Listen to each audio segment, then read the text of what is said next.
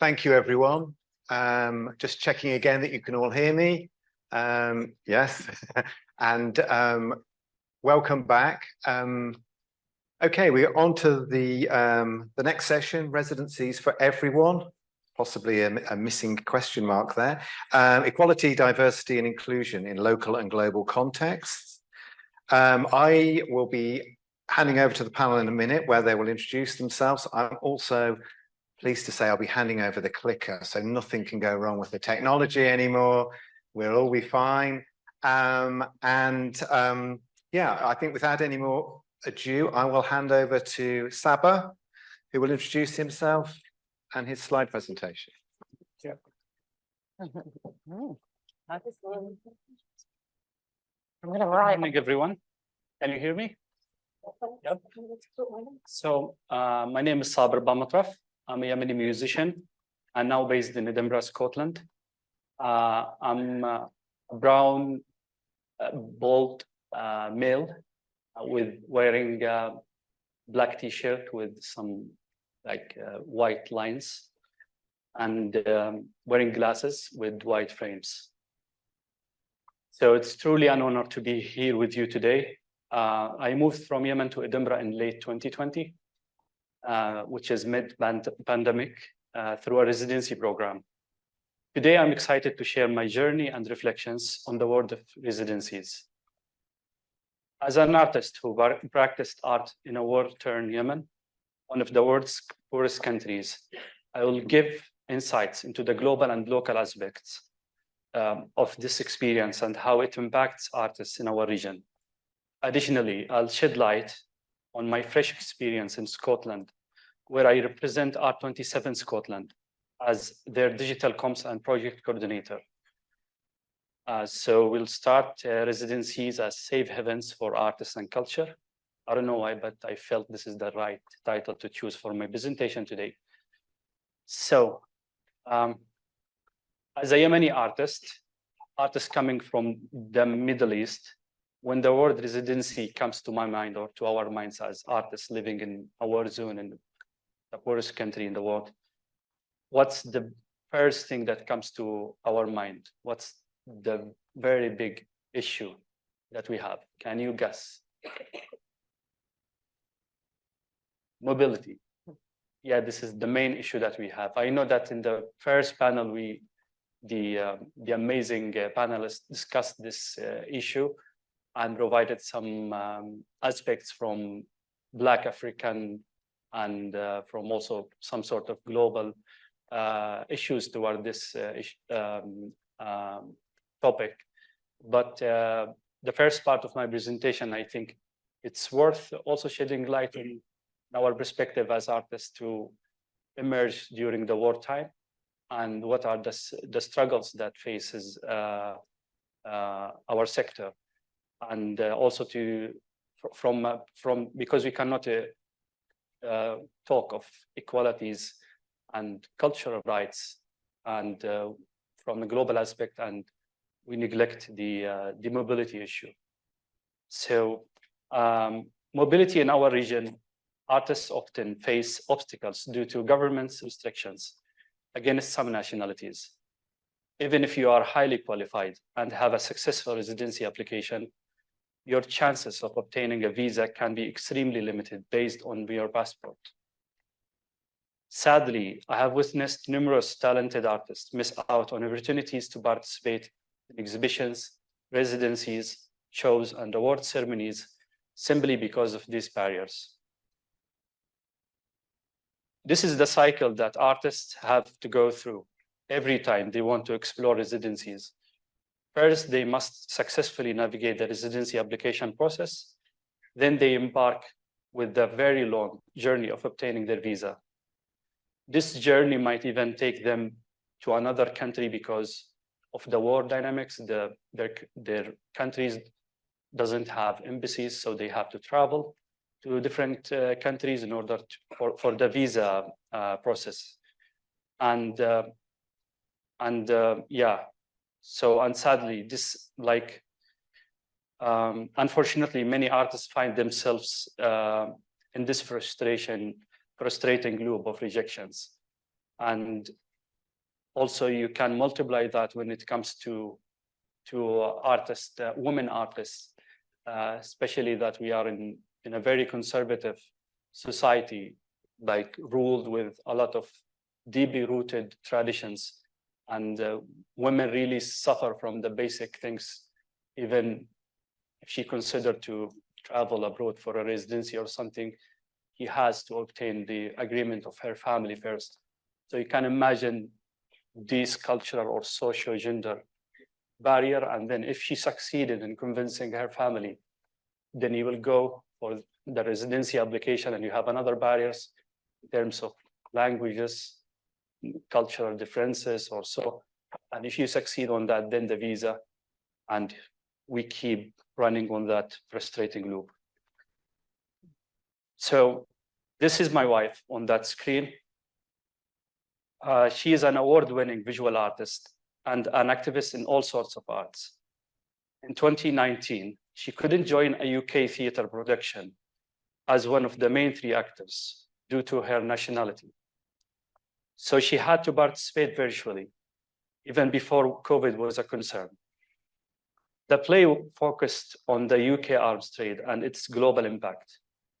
She rehearsed and performed her scenes online, all while enduring the constant tremors from the UK's made Typhoon fighters and their airstrikes, which one of those had tragically destroyed our home back in 2015.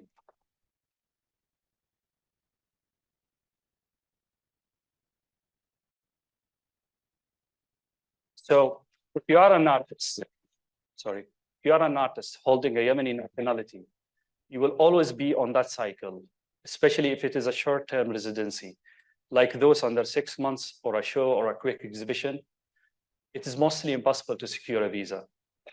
Even if you are an artist facing risks, your chances of getting an emergency relocation program are still very low. However, if you have a long-term residency or fellowship, then your chances are much better. But you need to wait for a long time. It might take up to 6 months, a year, 2 years, 3 years, who knows? And that depends if you survive from the risks and danger while you're waiting. My wife and I did have a harsh experience as threatened artists in Yemen back in 2018. For 2 years, we lived in constant fear because of our art activism. And that film poster, as you can see, triggered a widespread cyberbullying campaign launched by a militia, which was against both of us. And our artistic practice was banned in public. We faced harassment and threats throughout the last 2 years, and we spent in Yemen. Our only hope was to participate in residencies, but our nationality was the obstacle. We applied to numerous residencies, only to face rejections due to the complications surrounding our nationality. The irony is the same militia representatives who initiated the threatening campaign against both of us were welcomed with open arms by the European countries in the name of the so-called peace negotiating. Fortunately, we were granted fellowships from the IIE Artist Protection Fund fellowships. And that's how we found ourselves in Edinburgh. For the past 2 years, my wife and I are proud alumni of the APF Arts Protection Fund, and so thankful for this program, which fills a critical unmet need by protecting threatened artists and placing them at welcoming host institutions in safe countries where they can continue their work and plan for their futures. Yes, we survived, but with the survivor's guilt, knowing that many artists are still trapped and facing threats and torture under the militia's rule.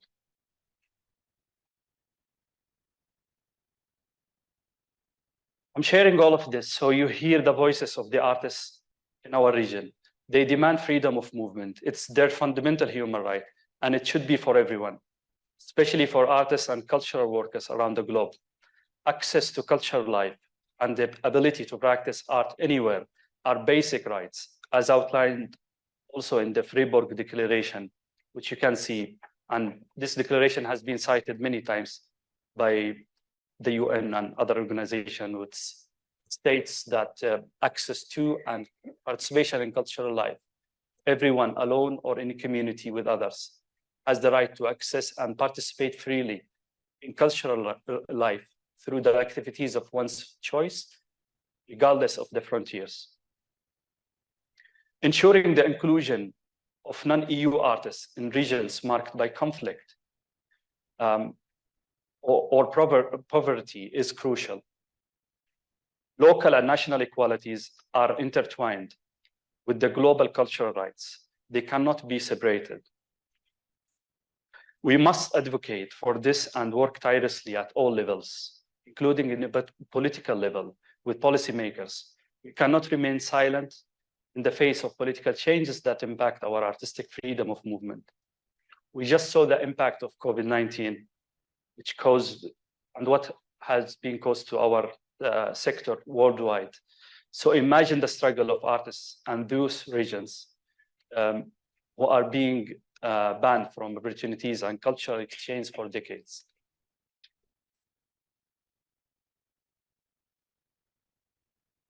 The challenges are growing, and we need to take action now to secure a more sustainable and peaceful future, given the current political shifts, instability, and increasing inequalities, the crisis in Afghanistan, the war in Ukraine, the evolving of the BRICS nations, and in the middle of that, the polarization that is imposed on the artist by the authoritarian powers. And that's a threat to our human rights and our democratic values. All of this has driven me to dive into the world of cultural rights advocacy. And though I'm still in my baby steps, I'm very committed to this cause. I'm honored to have met and joined the R27 Scotland team, who champions the cultural rights in Scotland, firstly as an artist in residence, and have since then taken on various coordination and communication roles within the organization. So R27 Scotland was founded by two Scottish-based directors from the film and theatre industry, Helen True and Robert Ray. Though it is unfortunate they couldn't be here today with us, their presence would have been a great opportunity for you to learn more. Now, let me give you a wee bit about us, about R27 Scotland. So we are artists and activists that take our mission from Article 27 of the Universal Declaration of Human Rights, which states that everyone has the right to freely participate in the culture of their community. This means that we explore the meaning of and implementation of cultural rights by sharing art and stories that each promote dignity, justice, and peace. We believe that cultural rights are indivisible from human rights. And we believe that access to art is a driver of citizenship and democracy, of new connections, alternate futures, and hope. So we recognize the complex intercultural nature of our diverse community in our home location of this Edinburgh South Side. So even though we are local, but we are local to the South Side where most of our funding is focused in, but we are also national. And we are locally based, but globally impactful. We are R27 Scotland, but part of the worldwide human rights community. How we do that? We do that through our residencies that we open and we provide for the artists who come from migration background. And these artists are supposed to have engagement with their community as part of the, who are located or working or are very active in the South Side area of Edinburgh, which we call artist-led and community-driven projects. And also arts, most of the artists have the chance to work on their native tongue or on their own language.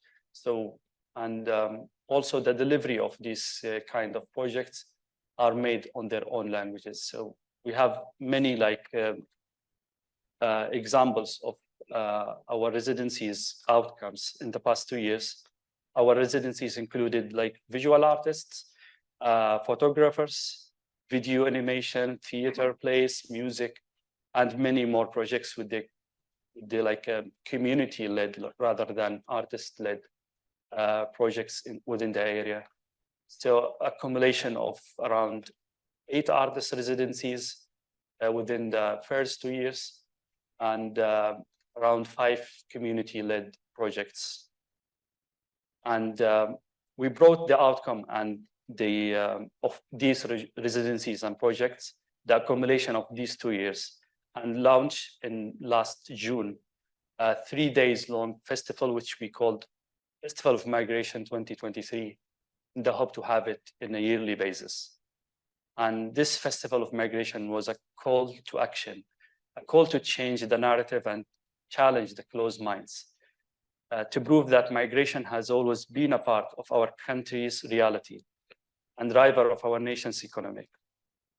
And that was me, and please feel free to check the website for more information. The website now currently still in upgrading level, but there is enough information that you can check. Also, you can check our, we are available in all the social media. Thank you so much.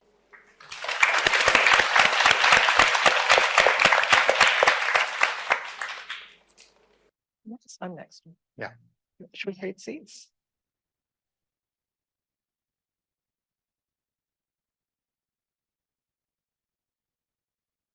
Hello, am I working here? Thanks. It's just that, yeah? Hi, my name is Sheryll and I am director of ActionSpace. So I've got old school notes here, which I've been told off about. You can on the phone next time, okay? We're a supported studio for learning disabled artists. We use the term learning disabled rather than neurodivergent because we work specifically with learning disabled artists. Neurodivergent is a very wide category. The artists that we work with, the issues they have in going through life are down to their ability or limited ability to understand and communicate with others. A very large number of them also have autism. Many of them have limited verbal skills, and I say that rather than nonverbal because I think we're all really obsessed with communicating verbally.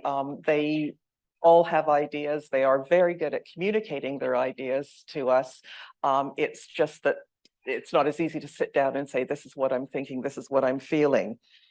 We have 3 studios in London. We work with 60 to 70 artists on a weekly basis. They come in for studio sessions where they're supported by an artist facilitator to develop their practice.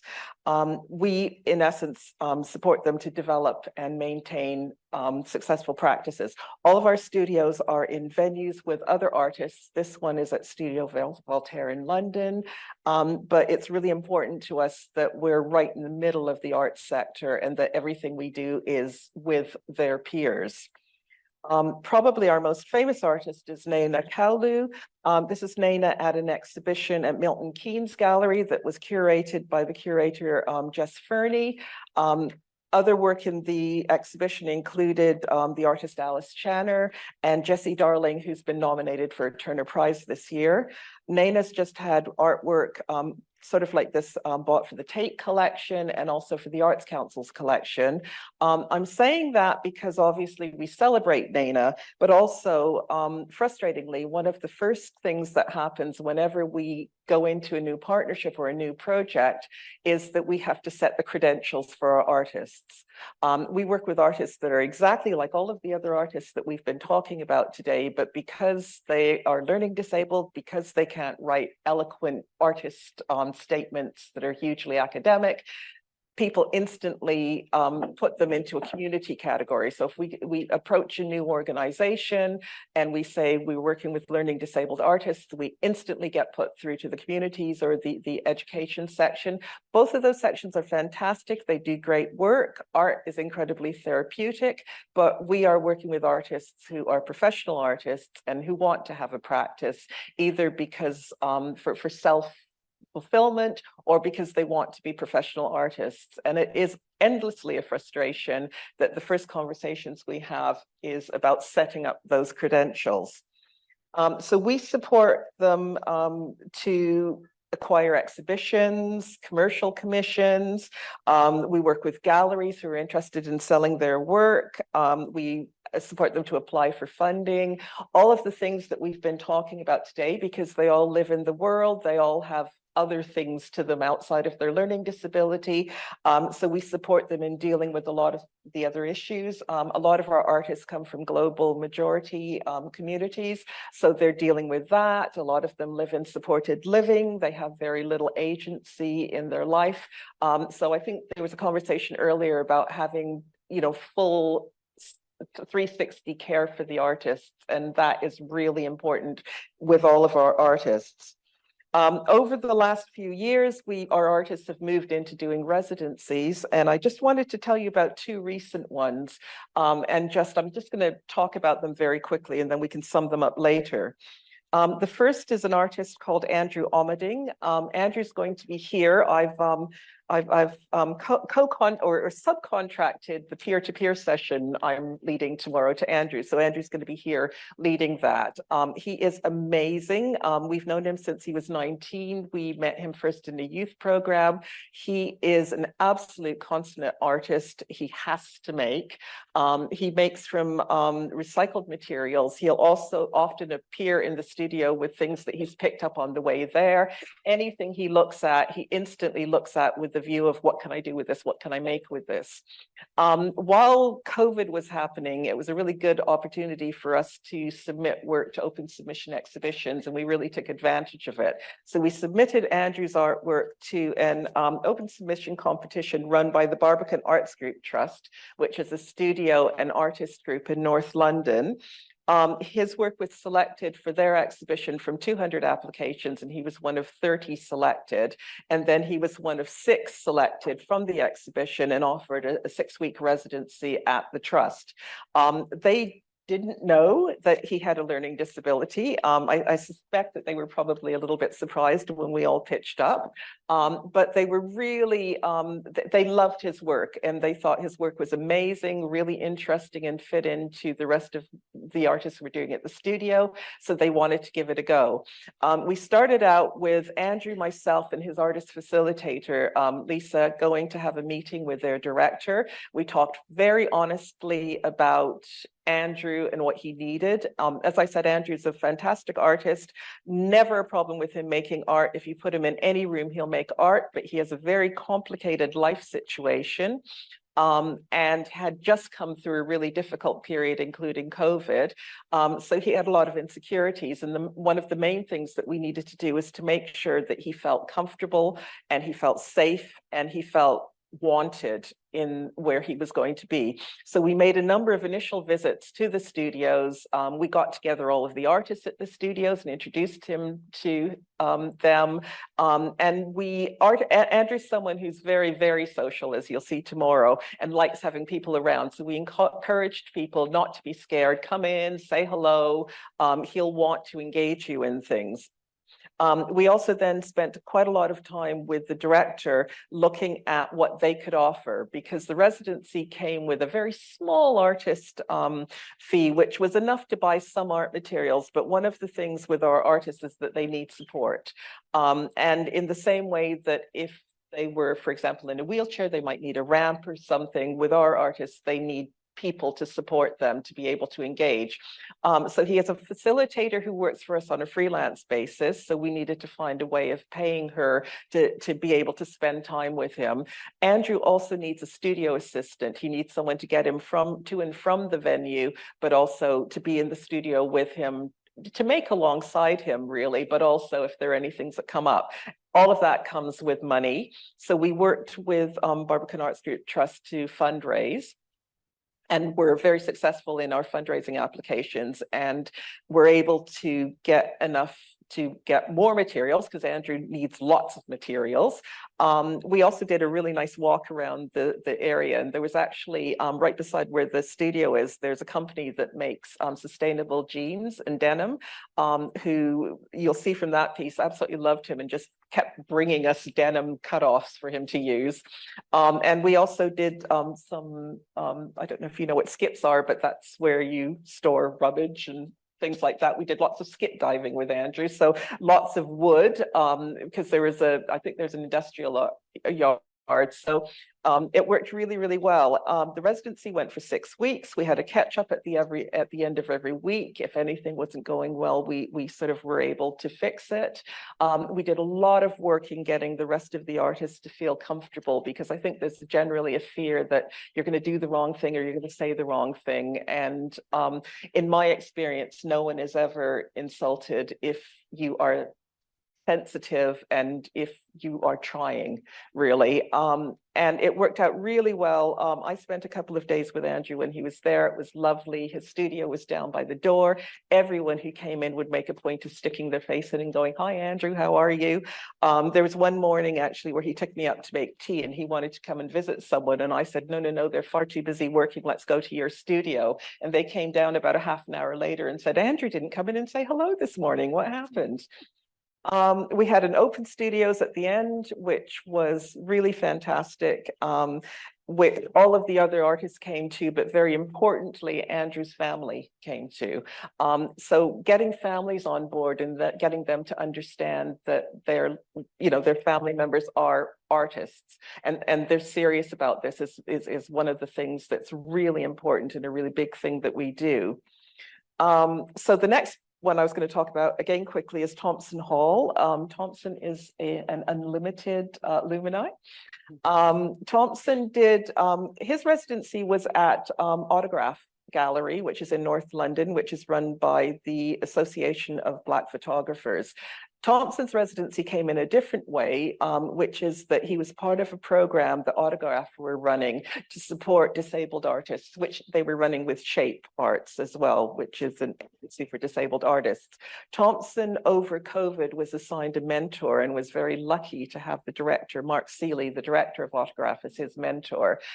So they spent most of COVID meeting up digitally on a monthly basis and thinking about what Thompson wanted to do and what he needed next to progress his practice, and came up with the idea that a residency would work. Autograph had never done a residency before. Thompson had never done a residency before. So we all sat down.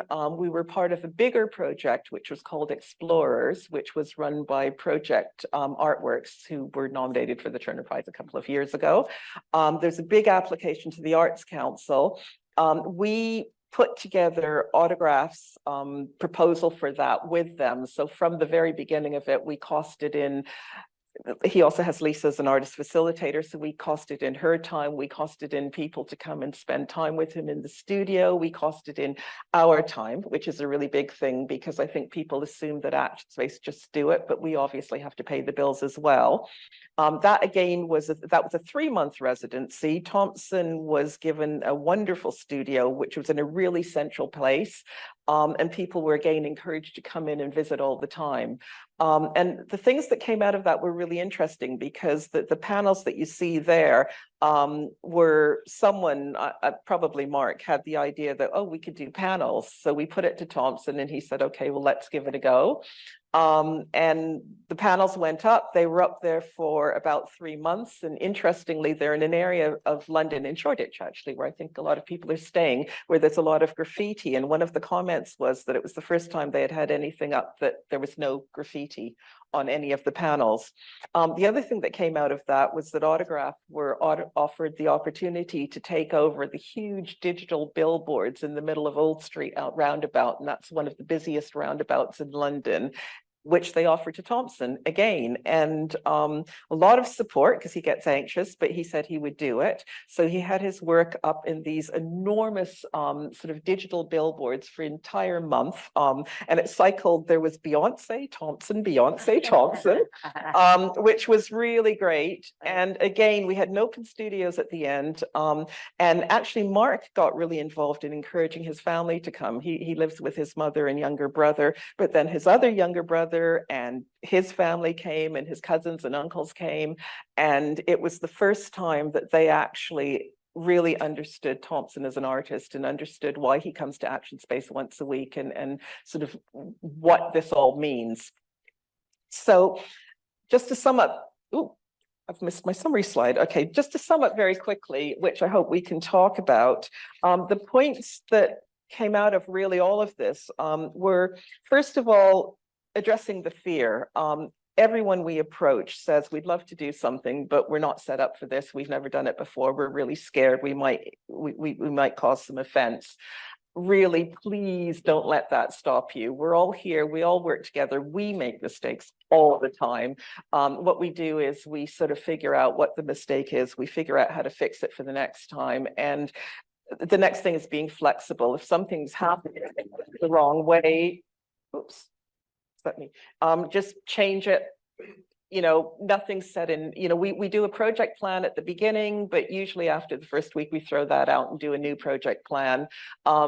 A lot of what we do is just really get best practice in working with artists anyway. It's just that we have to really focus on making sure we do it. Clarity and honesty of communication. We have in some cases had conversations where it just isn't going to work. And we both just say to each other, this isn't going to work, but let's talk about maybe we can do something else next time instead. The next thing is universal versus specific access. Often when we work with other organizations, they say, can you give us a checklist? There's no checklist. We're working with individual people. They're all incredibly different. Andrew loves having people around. We have other artists who don't like having people around. We're all individuals. No one would say to us, can we have a checklist for working with people like you? We would all do it individually, and that's what we have to do. The artist first approach. What has never worked for us is where we've had an organization saying, we want to work with the learning disabled artists. Can you find someone for us? Both of those residencies worked because it was the right artist for the residency. Andrew was selected because his work and his approach to his practice fit with the studio and with the way they work at the studio. Thompson's worked because he was exploring ideas about identity, and that's what Autograph is all about. And so it has to start with being the right artist. Trying to shoehorn an artist in to tick boxes really never works. We always feel really uncomfortable about it, and I can tell you that the artists know, and they always feel uncomfortable about it as well. The last thing is money. It costs money. You know, they need to be supported. And we have to be honest about that. And we have to honestly sit down and think, how are we going to pay for this? And if you want to work with learning disabled artists, you are going to have to put a budget in for support for them. And there's no way around it. They bring a huge amount.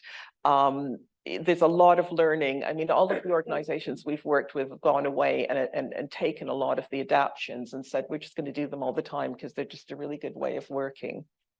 And that's me. That's it.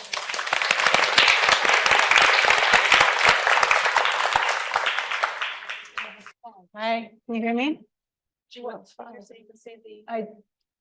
If you can just click through, or they're just can roll, but assuming they'll show up. Is it your? I'm going to turn my phone off. Yeah.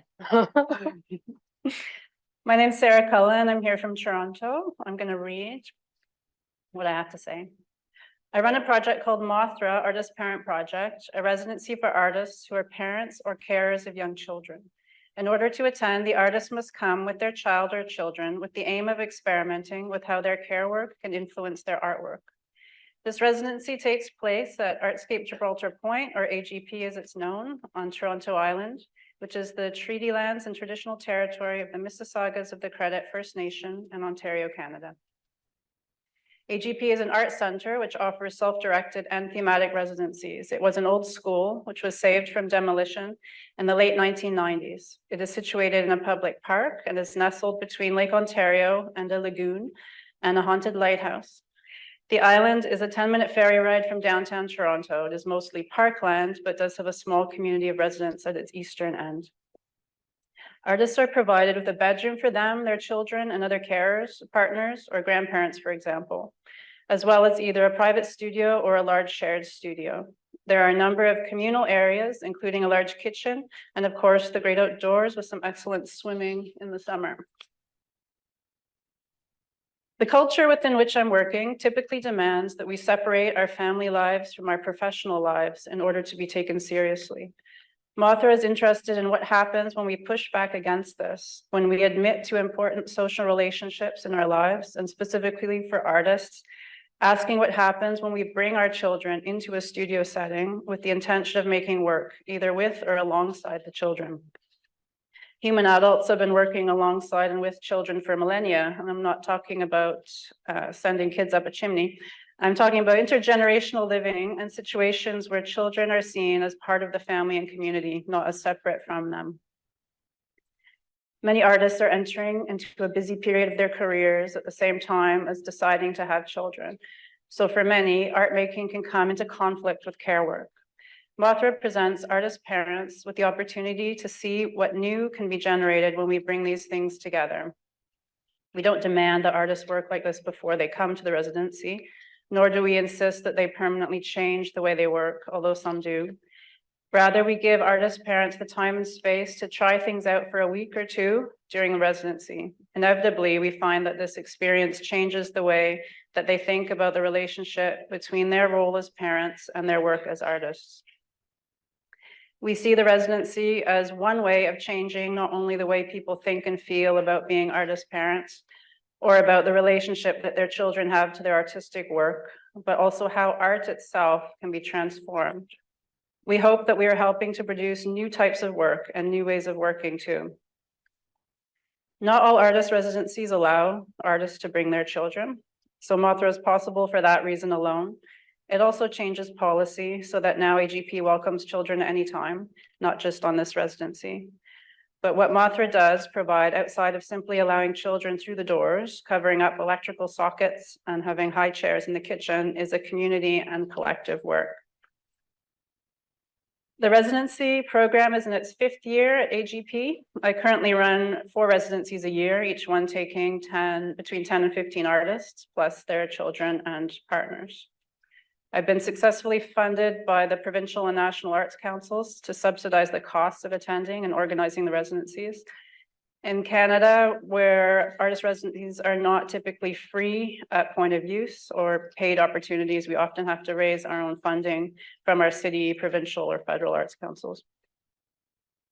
For 2023, I was awarded sector innovation funding from the Canada Council. This helps to run the residencies, but it also means that I've been able to work collaboratively with the artists to complete a set of outputs, such as write a manifesto and an open source grant template for pregnant artists and artist carers.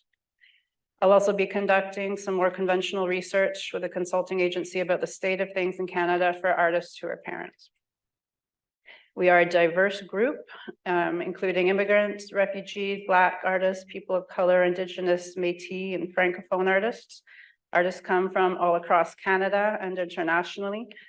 Applicants are mostly mothers, but there are increasingly more fathers applying, and we all want all parents to be primary caregivers. So I'm very encouraging of fathers to apply. Many artists don't quite realize how it will work until they arrive. The residency definitely attracts artists who are willing to experiment and see what happens, but it isn't until they get there that they realize how compatible a working studio is with care work and that collective work is possible, either with other participants or with their own children. I'm going to read a few accounts of some of the artists who have been on the residency, and then I will, if I have time, I'll read the manifesto. The first and most obvious thing I notice is that my patience with Henry has expanded. He's very physical and an often demanding toddler, and for a good portion of his existence, I felt like it was all very hard. I mean, it was, especially the first year, he cried so much, but something about the hardness lifted while at MOTHRA, and I'm left enjoying my time with him so much more. I'm having an easier time feeling both connected to him and seeing him as my equal, as well as how he fits into my art practice rather than a responsibility entirely separate from it. This has all been a wonderful gift. I'm left feeling more whole as me, whether parenting or making art. I now see that the two are not so different. I think traditional structures sell us the idea of quiet, perfect, uninterrupted studio time as being essential for artists. And while yes, it's necessary some of the time, I think this becomes incredibly stressful for artist parents. Resources, childcare, physical space to make the work, us as people, it all shifts when you become a parent. It was the easiest, most joyful week of parenting in my entire life. and my daughter remembers it fondly too, surrounded by beach, other kids, and happy art-making parents in a safe environment. I made meaningful work alongside my toddler, which is not something easily done in everyday life. There was no childcare. Well, that's something I didn't mention. There's no childcare. You have to work it out. We all collectively lived in a caring and safe space for that magical, life-changing week. That's Jessie from Vancouver. Well, at this residency, I started to find the language to articulate what I felt in my first months of motherhood through discussion with other artist parents. It created a space for mothers to discuss the struggles between juggling their own artistic ambitions with caring for a child. It's Sheryll in Ontario.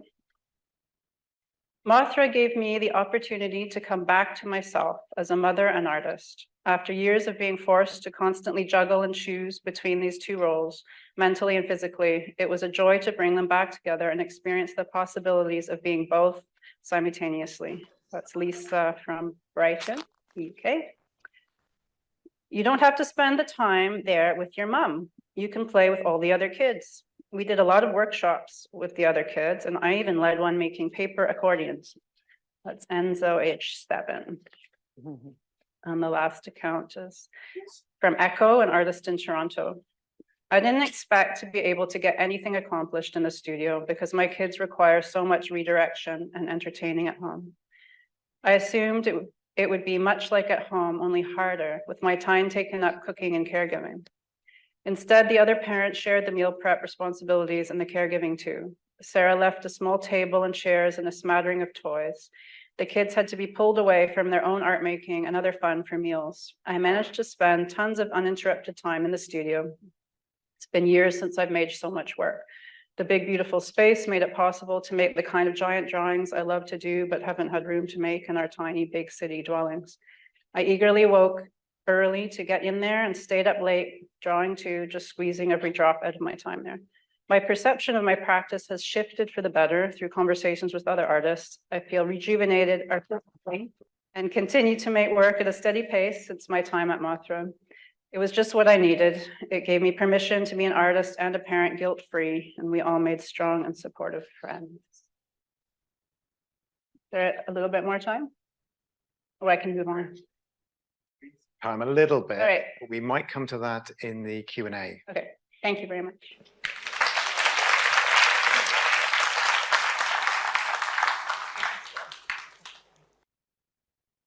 Hi, my name's Paula Orrell. I'm the director of a national network for contemporary arts in England. It's really amazing to be here. It's incredible actually to sit with you guys and hear about your lived experience and the opportunities and the kind of ways of working that artists and the practices that you're applying to people's lives. I think is the kind of most important thing that I feel kind of is resonating, and it's amazing to see next to Unlimited. It's like the hero in the kind of fair and equitable practice world. It is pressure, but it's true. And what I do is that I'm a advocate. Essentially, I probably should call myself a lobbyist, but I'm not allowed to. Because I work for a public organisation and a charity. I'm a curator as well. I am dyslexic. I just had to reply to my dog walker sitter because I got the number wrong and the key lock. You know, it's like all that stuff that you do. Oh man, you know, life. It's funny though as well. At the same time, she's like, "Oh yeah, it's the wrong number the other way. It's the same numbers, but the other way around." I'm like, "Oh yeah, of course it is." Classic. So I'm a curator with an understanding of the barriers of what it means to kind of not to be kind of immersed in writing basically, or language. I look at things and I curate from a kind of very visual perspective. So I have an idea of an artist's work and I'm thinking very visually all the time. And from that position, I became really sort of knowing that, I suppose, from early in my career, I became really interested in socially engaged practice and social justice as well. which is really what's led to my kind of work as an advocate for the visual arts sector in England. All of the things that you've discussed so far are what we do. We put the conversation back into the discussion with government. I've been doing this now for 4 years, and we're really small, as in the National Network for Contemporary Art is very, very small. And we hope to kind of develop that over the next couple of years. But through the pandemic, and particularly the 9 regions that we work all together collectively. So we have 9 regions across England, from Cornwall to Cumbria, and we have a director and manager in each of those regions with a steering group that's really interconnected to their local context. And be it local, like Sheryll's works with CVAN London, you know, we are representative of the whole kind of ecology of the visual arts in this country. So we work together. We work through the lens of artists, art workers, and institutions and galleries and higher education institutions. I also work nationally with other trade body organisations, such as UK Music and Dance, so other art forms as well. So we all really speak together about cross art form. The one thing about the pandemic was that it truly drove that kind of conversation about the need for change within the government in this country and the barriers that continue to exist for our sector. So I observed a lack of policy development within the sector from an early age within my career. And I knew it needed attention. I've always seen the need for that kind of conversation to be held within a central government agenda. As artists in this room, some of you might work in museums, you know, really important part of our ecology, but we were seeing during the pandemic museums coming forward more than residency spaces, studios, arts organisations. We were seeing museums being put into that conversation versus actually the visual arts ecology, which is at the heart of change for the development of places. As fundamentally, and it goes without saying, right? Okay. So through the last couple of years, we've developed our policy priorities. So we advocate for specific things. We advocate for addressing the cost of living crisis in the UK. We also address the issue around the government's commitment to arts education and reinstating the strategically important role of arts education in this country. And we also advocate for a freelance commissioner within government, so to really represent freelancers within the workforce. And tomorrow I'm sitting on a DCMS panel talking specifically about that with other art form colleagues across the country. But also we advocate for fostering equity within the inequalities of this country. So we want the government to really address the inequalities that are systemic within this country. It's fundamental. One of the issues that Sheryll talks about is the fact that an artist who's doing really well in their practice with multiple experiences isn't able to kind of make a real economy out of their kind of practice. That's a fundamental barrier. So we advocate for you know, that artist agenda. So during the pandemic, we saw at the core of our work to really think about fair and equitable practice and what that means to transforming the visual arts sector. So not only within the government and the systemic walls of this country, there are barriers within our sector as well. We're on a long journey. We're all on a long learning curve as well, which is the most critical thing that we can all take accountability and responsibility for. So we've got an agenda through up till 2026 and we've using basically 5 years as a marker to see that change. So by providing workshops, discussions, platforms and training for the sector, We've had a pilot phase, which was really incredibly successful. And the one thing that we do really rely on is data. And I know that's a really boring thing to hear, but we rely on it more than anything else to communicate the needs of what actually needs to change. And that's not just from the government lens, it's also from an Arts Council lens as well. So in conclusion, fair and ethical practice is really critical to the visual arts sector to change our kind of civic responsibility, to really change the visual arts sector to be and understand what its actual role should be in society. And I'm not trying to instrumentalize it at all. I think it's a fundamental part of social justice that needs to change. So thank you.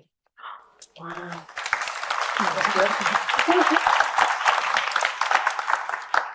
I'll be speedy, I promise.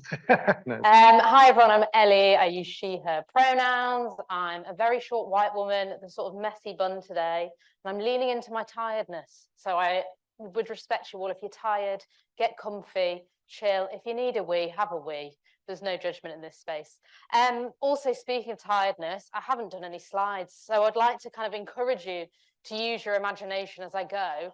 And maybe I'll describe something that isn't actually there, but you can pretend just so we're on this journey together. But anyway, it's less about me today. I'm stepping in actually for an artist that we worked with, for Jamie Hale, who's meant to be here, who has had a residency with us and another organisation, which I will come to shortly.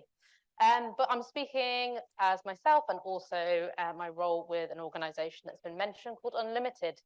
So I'm going to read off my phone, unlike Sheryll. We've gone for different approaches here. So I'm the programme manager. We're called Unlimited, but we're actually quite limited. And I'm a freelance access and inclusion consultant and mentor for disabled artists. We're the biggest commissioner globally for disabled artists, which sounds impressive, but I think we're just in a niche field. So come on through, please try and compete with us. The more money to more disabled artists, the better we'll all be. We actually started on the back of the Paralympics, which was here in 2012. So it's a very nice full circle moment for me to be here. We used to be a programme run by Shape Arts, who are based in London, and Arts Admin, who are also based in London. And now we're a fully independent organisation with a first £1 million disabled-led MPO. Anyway, I can go on and on. We're proud of ourselves, and that's okay. We're a disabled-led team and board. I think that's really important to own in this space. I'm really happy to have chats with you all at any point over the conference to be like, what does disability mean? What does disability look like? Let's switch up that perception a little bit and let's start those conversations. Anyway, we've commissioned over 500 artists. We've given £4 million, and it's building and building and building. Another important thing that's important to mention in this space, so important I said it twice, is we use the social model of disability. It's going to be really interesting in this room and chatting to you all about if you use a specific model of disability. Across Europe, a lot of countries still use the medical model versus the social model. And the social model generally means if you identify yourself as being disabled or you encounter barriers in society, jobs are good and come to Unlimited. You can apply for us for a commission. We're very happy to have you. And we like that approach. It generally means that the systems that we're trying to create are not only more accessible for disabled people, but generally most people in the world, because we'll be thinking about simplifying language. That's brilliant, because if English isn't your first language, that's going to help you out too. So we're really interested in the social model. If you've never heard of it, have a cheeky Google after this on your lunch break whilst you're eating a sandwich.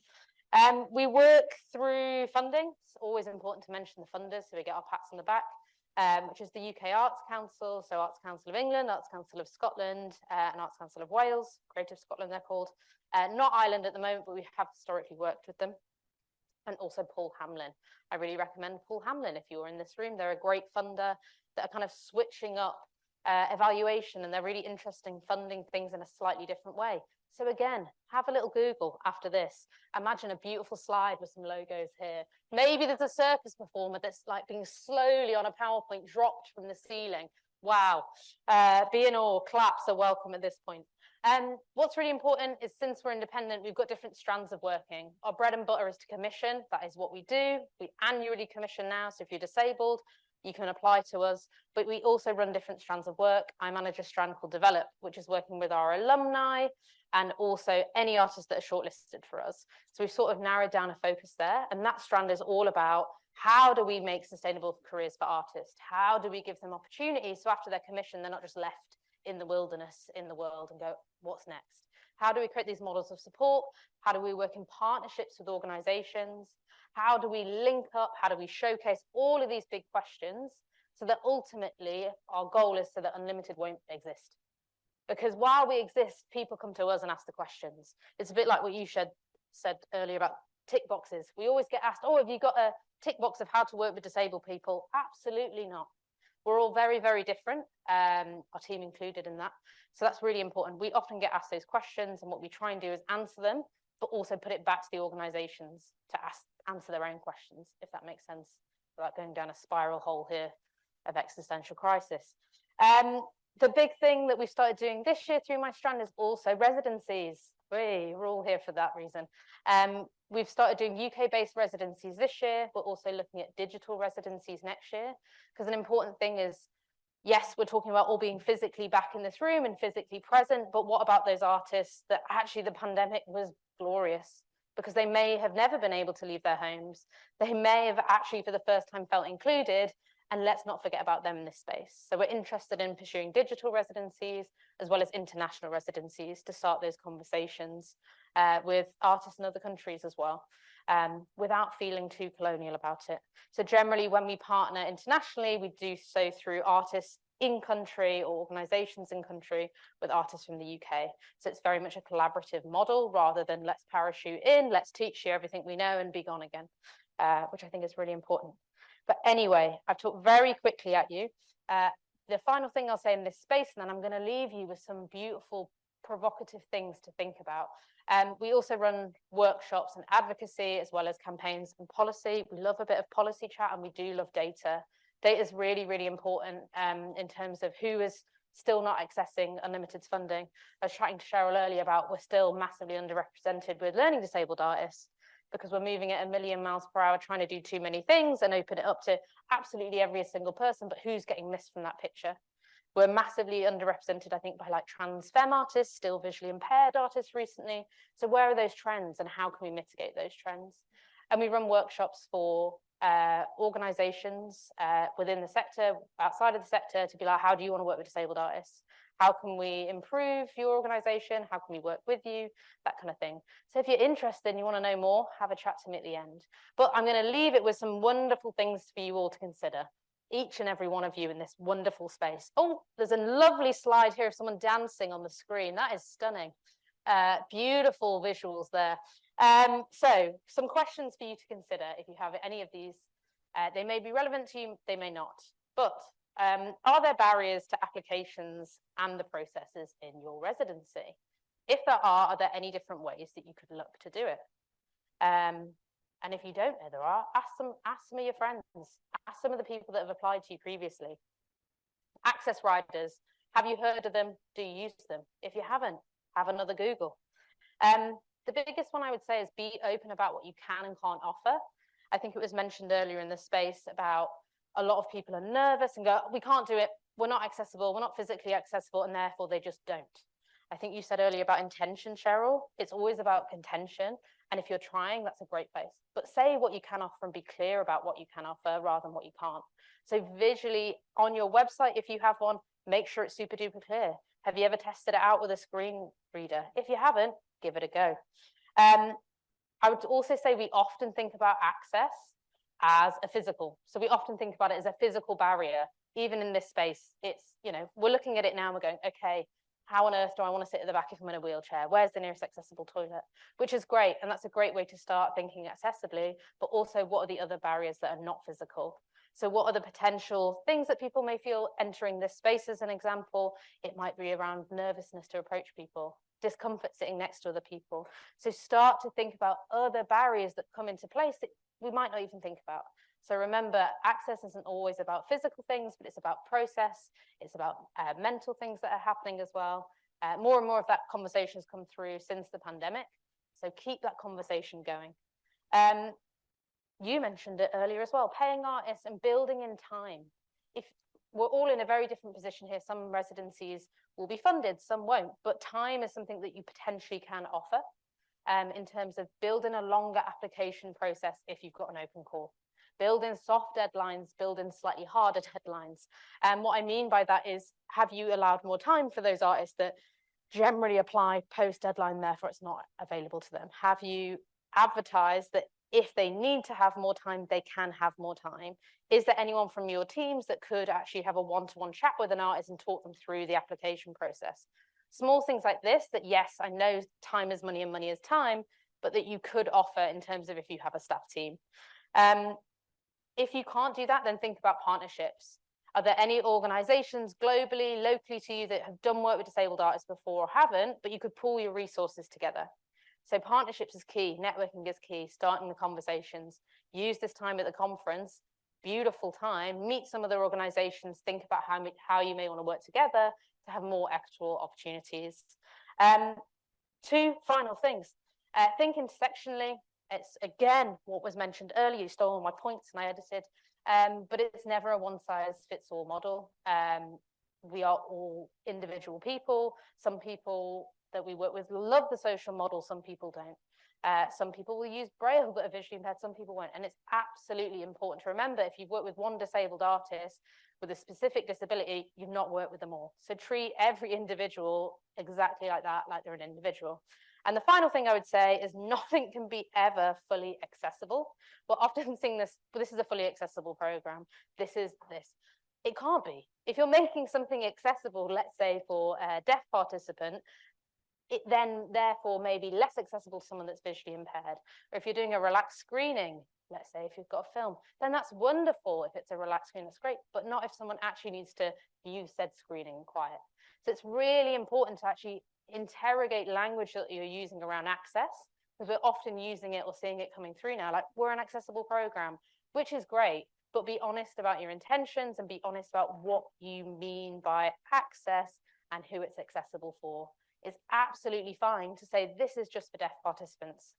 It's better to name it, to have an intention behind it, than actually to do a one-size-fits-all model and actually everyone else is falling through the net. So that is what I will leave it on. And there's a lovely closing image with my email on there for anyone to email me, but no, you have to find me. And a picture of my face, which you can all see anyway. But that's it.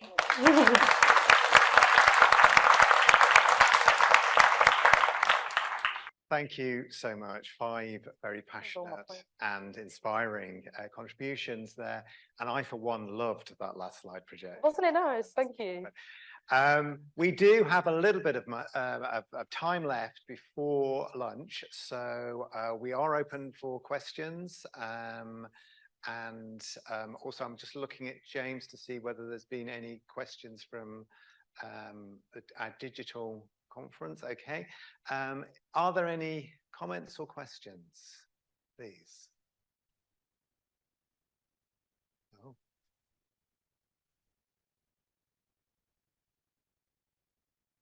Oh.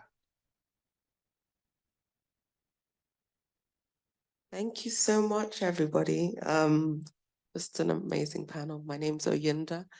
I'm on the Res Artis board, and I also am a director of an arts center in Lagos, Nigeria.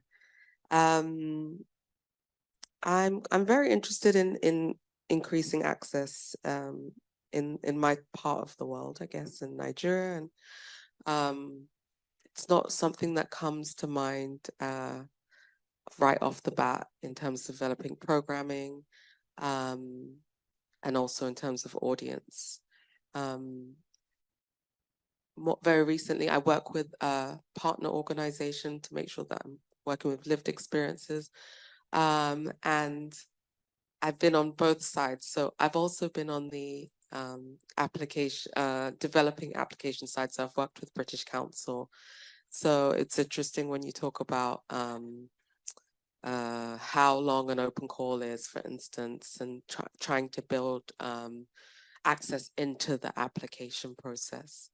But very recently, I've had my partner get in touch with me about wanting to work internationally and developing international partnerships with arts organizations, you know, disabled-led arts organizations internationally.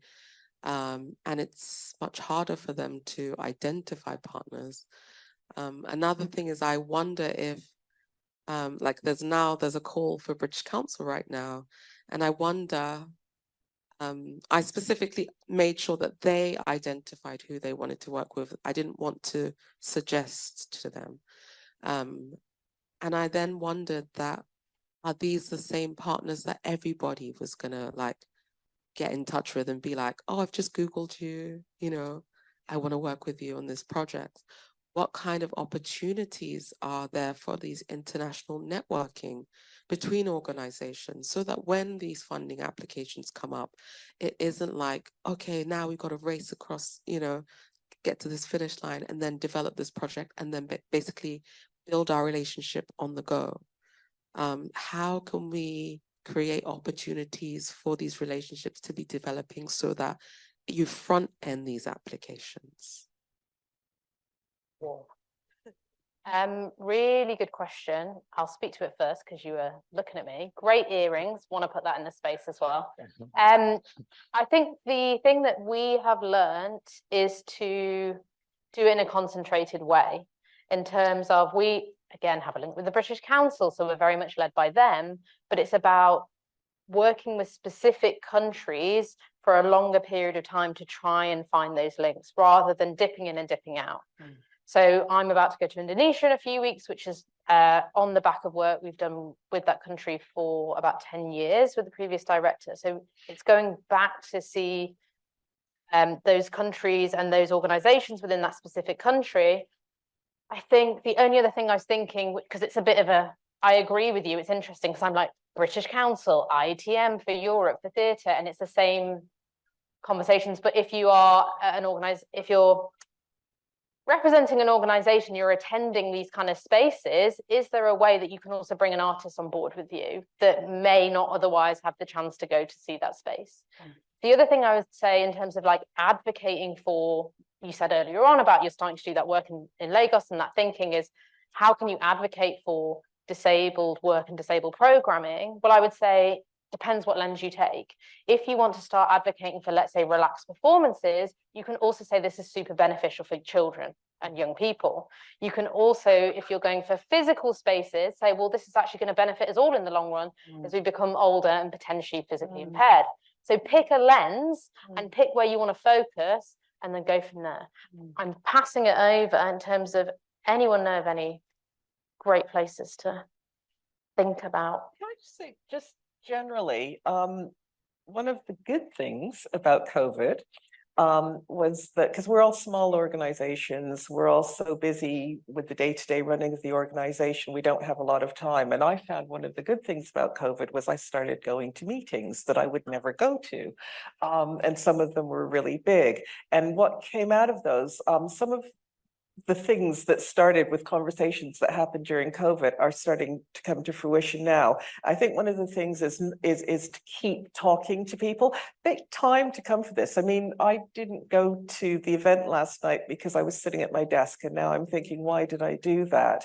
I think the importance, because as you said, I think rather than in a compressed period of time, the things that work best for us are things that develop over a period of time. So you're having conversations, they start nowhere. You just start with I like what you're saying, and then things evolve naturally. And all of the projects for us that have worked the best are the ones that by the time we get to the point we're doing a funding application, you can write it in 15 minutes because you already know what you want to do, and it feels natural.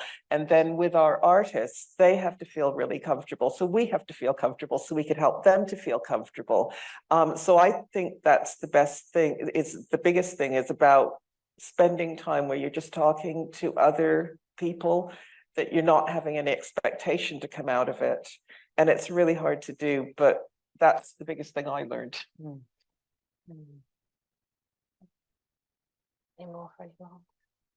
Yeah, there wasn't a huge amount of hands up last time, but I'm just going to check again to see whether anyone else has got a question or a statement, or are you all really ready for lunch? I'm not sure. I just want to pass this back to Sarah because you did very kindly ask and say, have I got time for my manifesto? I think you have got time for your Okay. manifesto. Yeah.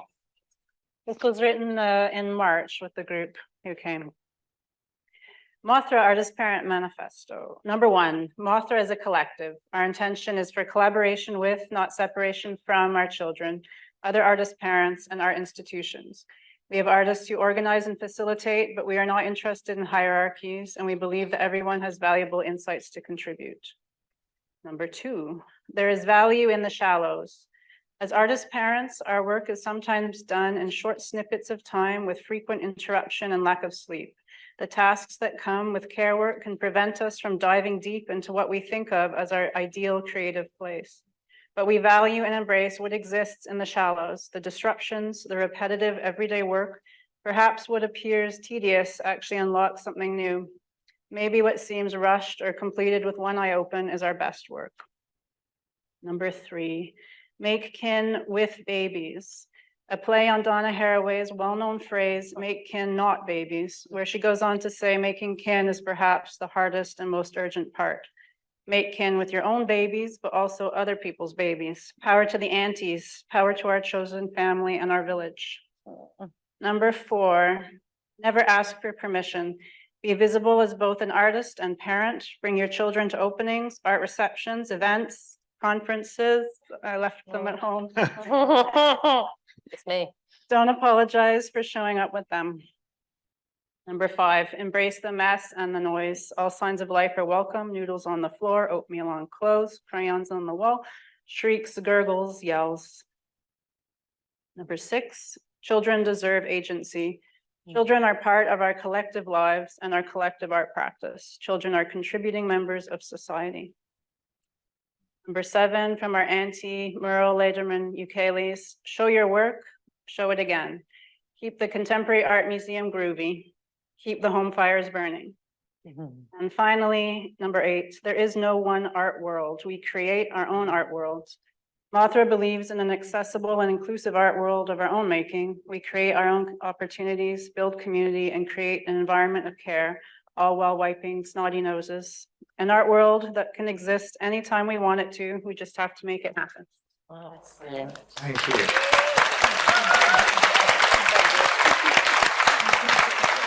And thank you, panel. Thank you. Fantastic.